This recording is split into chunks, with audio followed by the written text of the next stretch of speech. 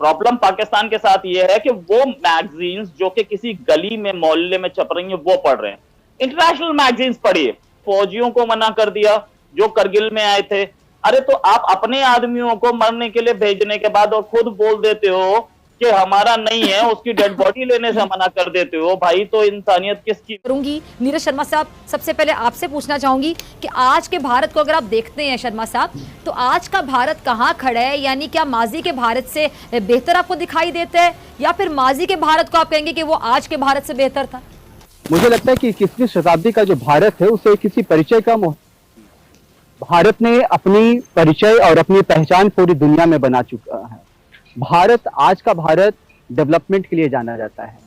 इसका भारत जाना जाता है इस बात के लिए, मानवता के लिए। आज का भारत जाना जाता है तकनीक के लिए। अगर आप दुनिया में किसी भी देश में जाइए और कहिए कि भैया सॉफ्टवेयर कंट्री कौन सा है, तो सबसे पहला नाम भारत का आता है। हमने बड़ी बड़ी कंपनी दिया, और केवल कंपनी नहीं दिया, भारतीय तमाम मुल्कों में जाकर के बहुत बड़े बड़े ओहदे पर बैठे हैं, खासतौर पे सॉफ्टवेयर कंपनी में। तो आज की भारत को पहचान की जरूरत नहीं है। ऑलरेडी इसकी पहचान एक ऐसे मुल्क के रूप में है जो विकास की ओर, जो डेवलपमेंट की बातें हमेशा करता रहता है। या आप आज के भारत की बात कर रहे हैं? जी हाँ, आज की भारत की। अच्छा जी, अतर काजमी मैं आपकी तरफ आना चाहूंगी। नीरज शर्मा साहब ने बड़ा अच्छा नक्शा खींचा अपने मुल्क का, और अपने मुल्क से सारी बात उनको हमदर्दी होगी। आपको लगता है कि भारत का नक्शा था, भारत के बारे में बता रहे थे?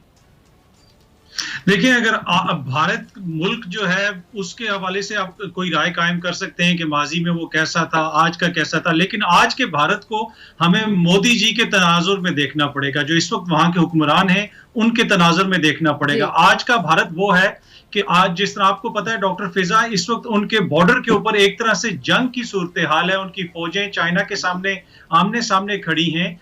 ठीक है जी, मैं आपकी तरफ आना चाहूंगी। रोहित शर्मा, अगर आप मुझे सुन पा रहे हैं, आपने अतर काजमी साहब की भी गुफ्तगू सुनी और उन्होंने बड़ी अच्छी बात की कि जो भारत से पैनलिस्ट मौजूद हैं आज के प्रोग्राम में वो बेहतर समझ सकते हैं। तो आप वाकई समझते हैं कि इंसानियत अगर मर जाती है तो फिर इकोनॉमी कैसे जिंदा रह सकती है, या इकोनॉमी के जिंदा रहने का जश्न कैसे मनाया जा सकता है एक ऐसी जगह पर, एक ऐसे देश में जहाँ पे इंसानियत ऑलमोस्ट मर चुकी?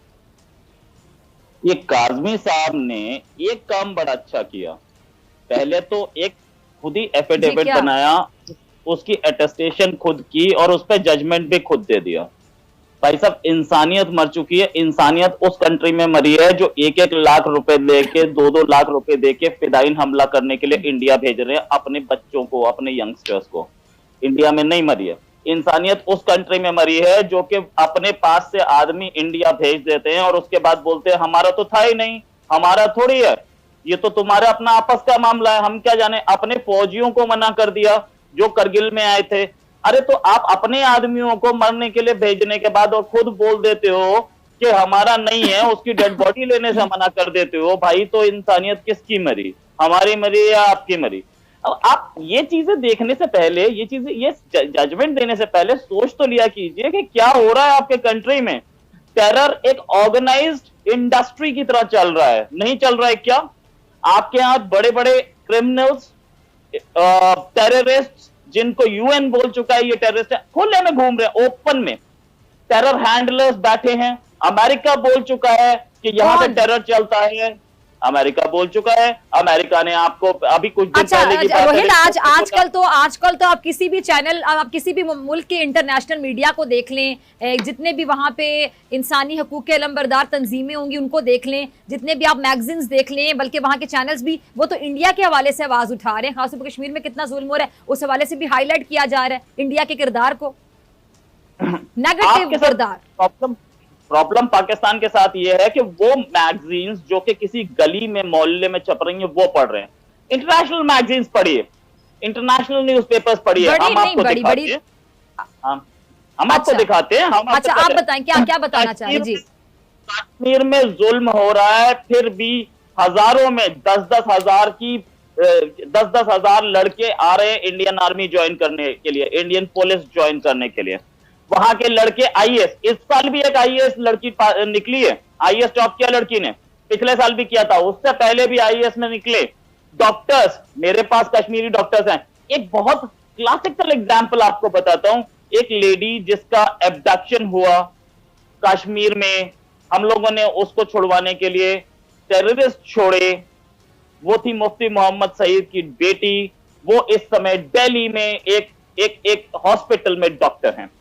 अब आप ये सोचिए कि कश्मीरीज जो यहाँ पे जॉब कर रहे हैं इंडिया में, दिल्ली में या रेस्ट ऑफ इंडिया में, वो लोग तो, उनको कोई प्रॉब्लम नहीं है, प्रॉब्लम पाकिस्तान को हो रही है। इतने सारे लोग, इतने कश्मीरी कैसे कैसे मिल रहे हैं। कश्मीरी को हम लेके आए थे जब कोरोना टाइम पे, जब वो बाहर पड़ रहे थे। अच्छा रोहित, मुझे बात बताएं एक मिनट। आप कहते हैं जी इंटरनेशनल मीडिया में हम लोग वो वाली इस तरह के मैगजीन्स को पढ़ लेते हैं जिनकी कोई हैसियत नहीं है आपकी नजर में। आप कहते हैं गली मोहल्ले के मैगजीन्स होते हैं। ये जो वीडियोस लोग खुद रिकॉर्ड करके फेसबुक पे, सोशल मीडिया, आपको पता है आजाद है, वहां पे लोग इजहारे राय कर सकते हैं। वहां पे जो वीडियोस आती हैं, वो जो वीडियोस होती हैं वो भी गले मोहल्ले के लोग होते हैं या वो मैगजीन्स होते हैं, वो तो लोग खुद बता रहे होते हैं कि उनके साथ क्या हो रहा है।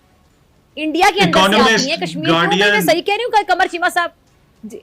बिल्कुल। ये अब गार्डियन को भी आप कहेंगे कि गली मोहल्ले, हाँ जी जी। अच्छा कमर चीमा साहब, आपसे मैं पूछना चाहूंगी, अतर मैं इसका जवाब फिर आपसे भी लेती हूँ, आप कुछ कहना चाहें? अच्छा रोहित, मैं आपकी तरफ आती हूँ। कमर चीमा साहब देखिए, पहली बात तो मैं ये कहना चाहता हूं कि ये जितनी बातें कर रहे हैं कि जो इंडियंस पूरी दुनिया में बैठे हुए हैं और वो बड़ी बड़ी कंपनियों में काम कर रहे हैं, क्या उनमें से कोई ऐसा इंडियन भी है जो इंडियन यूनिवर्सिटी से पढ़ के गए या वहां की यूनिवर्सिटियों से पढ़ के वहीं काम कर रहे हैं? तो ये आप किस तरह की बातें करते हैं? और रही बात इंडिया की, जो इम्पोर्टेंट चीज है, देखिए यूनिसेफ कहता है, यूनिसेफ की रिपोर्ट है कि 25% इंडिया के बच्चों को तो स्कूल मिलते ही नहीं है। सो आप 800 मिलियन लोग जो हैं वो बिलो पॉवर्टी लाइन है। 68.8% जो लोग हैं वो $2 पर डे के हिसाब से कमाते हैं। 68.8% लोग $2 अ डे के हिसाब से। आप मुझे बताएं, और जो इन्फेंट्स होते हैं, जो चाइल्ड मोर्टेलिटी है, आप देखें नरेंद्र मोदी साहब ने इमरान खान साहब को कहा था कि आओ गुर्बत के खिलाफ लड़ें, लेकिन मोदी साहब को क्या हुआ कि वो मजहबी जुनूनियत और वो जो इंतहा पसंद मजहबी, आजकल तो उन्होंने दाढ़ी भी रख ली और पता नहीं शायद वो सारा टाइम अपनी हिंदुइज्म को प्रैक्टिस करते रहते हैं और वो भूल गए हैं कि वजीर आजम लाख लाख बंदा डेली कोविड का शिकार हो रहा है, पूरी दुनिया में जग हसाई हो रही है। हमें कहते थे आओ आओ मिलके गुर्बत का मुकाबला करें, आओ जहालत का मुकाबला करें। भाई हमने आपके साथ क्या जहालत का मुकाबला करना?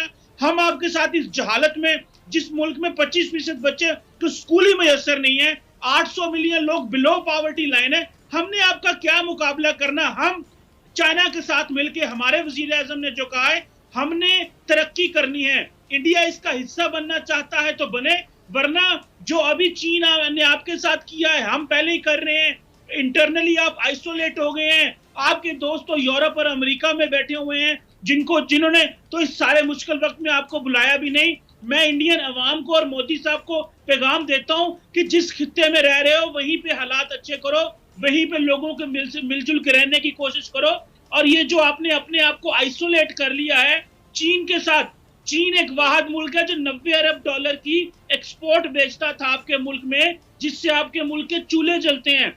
अभी ये जो डीकपलिंग की पॉलिसी आई है कि इंडियन गवर्नमेंट ने बॉर्डर इश्यूज को इकोनॉमी के साथ मिला दिया है, तो अभी तो जो चूल्हे थोड़े बहुत जलते थे वो भी नहीं जलेंगे। तो मुझे तो हैरानगी होती है, -23% है आपका जीडीपी, -23, और G20 के ममालिक में सबसे लो है आपकी इकोनॉमी। ये मैं नहीं कह रहा, ये G20 कह रहा है। सो भले आप नारे जितने मर्जी मारे, शाइनिंग इंडिया, राइजिंग इंडिया, पता नहीं कौन कौन सा, अंदर तो भूख ही ना चाहिए। शर्मा जी, जी नीरज शर्मा, नीरज जी कोई जवाब है आपके पास? आपके पास बिल्कुल बिल्कुल। G20 में क्या पाकिस्तान खड़ा है? जी G20 की लिस्ट में पाकिस्तान है क्या, जरा मुझे बताइए। और आप अभी बात कर रही थी मैगजीन्स की और अखबार की, आप पाकिस्तान सरकार का डोजियर पढ़ लीजिए जो फ्रांस को दिया गया है FATA लिस्ट के लिए। वो डोजियर बता देगा कि आपके देश में कितने आतंकी हैं, वो डोजियर बता देगा कि कहाँ दाऊद इब्राहिम है, वो डोजियर बताएगा कि हाफिज सईद और बाकी जकीर रहमान जैसे लोग कहाँ हैं। वे किसी मैगजीन्स को पढ़ने की जरूरत नहीं है, आप सरकार का, पाकिस्तानी सरकार का डोजियर सही कह रहे हैं कि आतंकवादी है। कुलभूषण कौन है? कुलभूषण क्या करने यहाँ पर आया था? क्यों अतर? उस डोजियर में लिस्ट है क्या? डोजियर में नाम भेजे हुए आतंकवादी होंगे हमारे मुल्क में जो जासूसी करने आते हैं पाकिस्तान में, पाकिस्तान को तोड़ने के लिए गंदी साजिश पर आते हैं भारत से। मैं करके कह रहा हूँ, क्या डोजियर में आप दिखा सकते हैं कुलभूषण जाधव का नाम? नहीं है। उस डोजियर में नाम है जी सैयद अतर सलाउद्दीन अतर अतर जी, अच्छा, यानी आप शर्मा कहना जी, चाह रहे हैं शर्मा कि जी, कुलभूषण है ही नहीं शर्मा यहाँ जी, पे? क्या बात कह रहे हैं आप शर्मा साहब? मसला गली ये गली है का कि मोहल्ला, देखिए मोहल्ले में लेके इन- बच्चा जानता है। जी जी नीरज।